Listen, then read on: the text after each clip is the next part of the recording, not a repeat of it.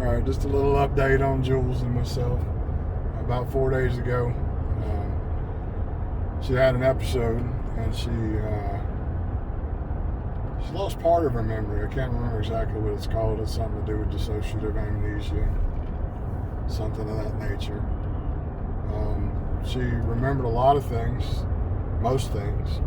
The biggest thing that she forgot was the fact that I was her husband, and we've been married for 32 years. She remembers me as a friend from school. It's been kind of strange. It's been like we're new, which I guess it's good. You know, she's like a, giggly first dater. With me, I'm trying to remember that she's a first dater instead of, my wife of 32 years, so I'm not out of line. She doesn't really remember. The first night that this went on, she actually slept on the couch, even though she felt comfortable around me. She didn't realize the us being married part. That made her a little bit nervous. But the next day, she woke up. She was happy. Still didn't remember that we were married, but she still thought of me as, just us being friends as kids.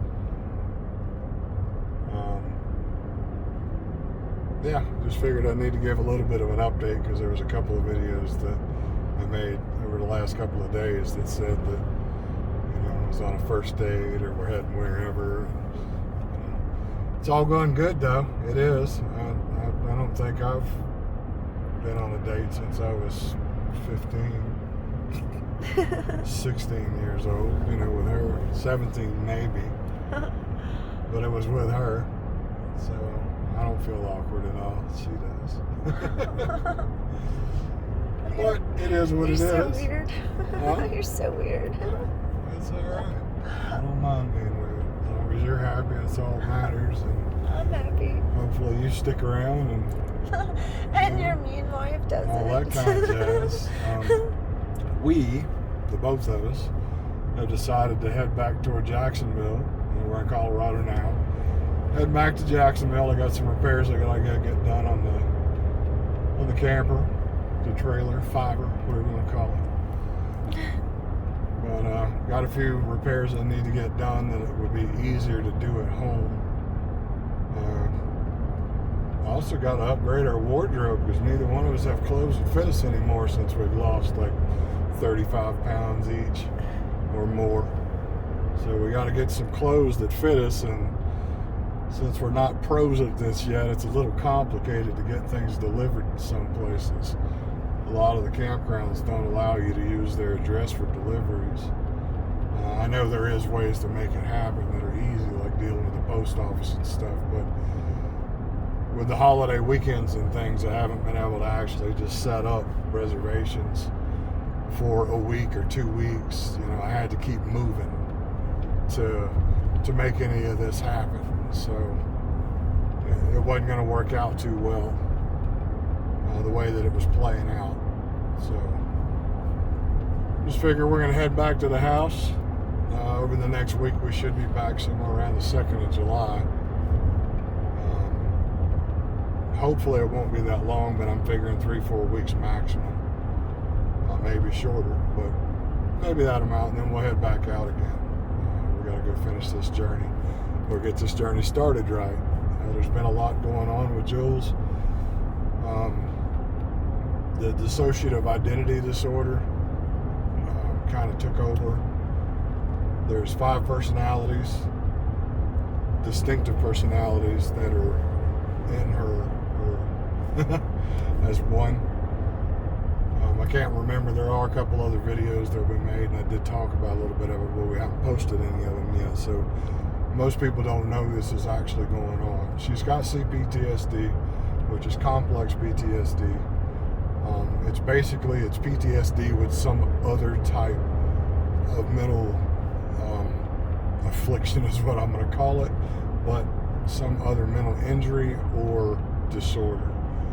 And that's what makes it complex, because we're not just dealing with the symptoms of PTSD and the dissociative disorder that comes along with it. She has a full-blown multiple personality disorder, which sometime in the past they changed the name to dissociative identity disorder, which I don't know why they did it, but it makes people feel better or something. I don't know. It don't make me feel any different. Don't know.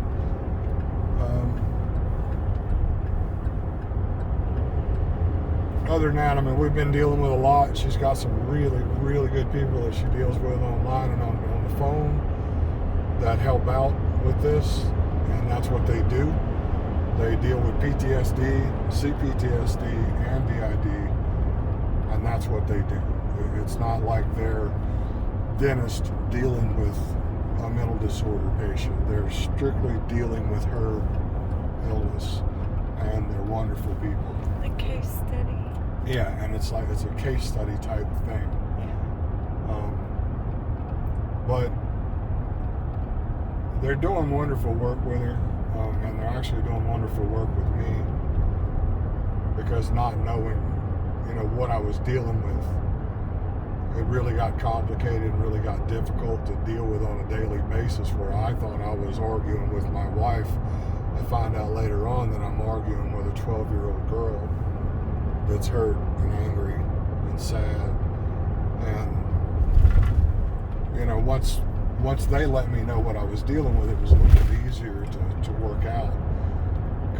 And then I'd still have to figure out who I'm arguing with. Am I arguing with a 48-year-old woman or a 38-year-old woman, or a scared 6-year-old, because a scared 12-year-old, argued with me, let me know how angry and mad she was at me, and then when I'd yell back, she'd disappear, and there'd be a 6-year-old standing there in the corner, looking like she's fixing to cry, not knowing who I am and why I'm yelling at her.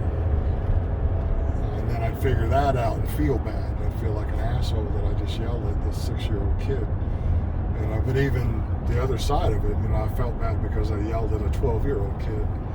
And then on top of that, I'm upset because I've yelled at my wife. So, and that's not us. But this illness in itself is really hard. PTSD in itself is really hard to deal with. I couldn't imagine it from her point of view or perspective on any of it. I really can't. Watching it from my perspective, and some people that I know that I've taken medication now to be able to deal with this. Not her fault, just the way that it works. Anybody that has CPTSD or PTSD, get help. Don't wait until you need it, because you might be doing just fine right now and know that you're doing fine. But you won't know you're not doing fine until it's too late, and it started a fire that you have to put out at that point. It's really hard to control, and of course, if you've got it, you know that those emotions are running just insanely fast, very powerful. Your spouses, your family members, they don't know what's going on. Even if they do know what's going on, they're trying to help you out. It doesn't help. You got to let it pass, and sometimes that's really hard to do, and it is difficult. Myself, I feel like I've got more of a caretaker syndrome thing going on versus anything else, because I'm sure that there are people that have PTSD because their spouse has PTSD. I don't feel that I personally have it. I really don't. I do know stress and anxiety. I know I've got that. And like I said, I probably do have some type of caretaker syndrome. Trying to separate it when it's your loved one, it's really hard to do, because you're dealing with them on a daily life basis. And it could be something as simple as, hey, we had a little bit of a dispute over what we want for dinner. It turns into something major because how it's been affecting you and how it's been affecting them on elevated level. That discussion about dinner all of a sudden is a huge problem, and nobody knows why. It's just chaos.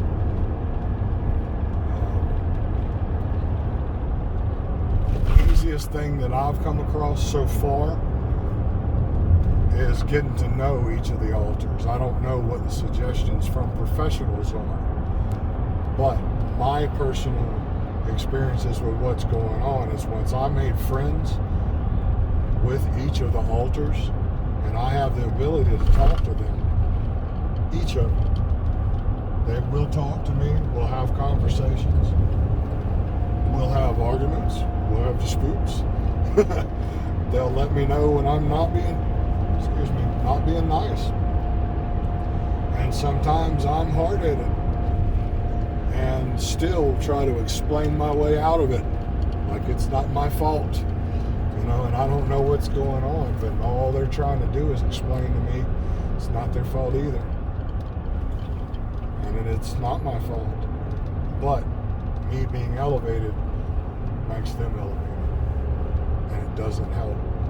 And when they're able to calm me down, they calm down really fast, and it becomes something different then it's a recovering from an excitable moment versus somebody's mad at you because you did something bad, or that you've said something that you can't take back, or you can take it back because it's just words, but it hurts a little bit more when it gets said that way.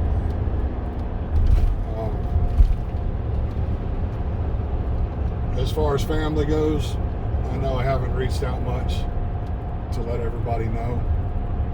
Physically, myself and Julz are both, we're good.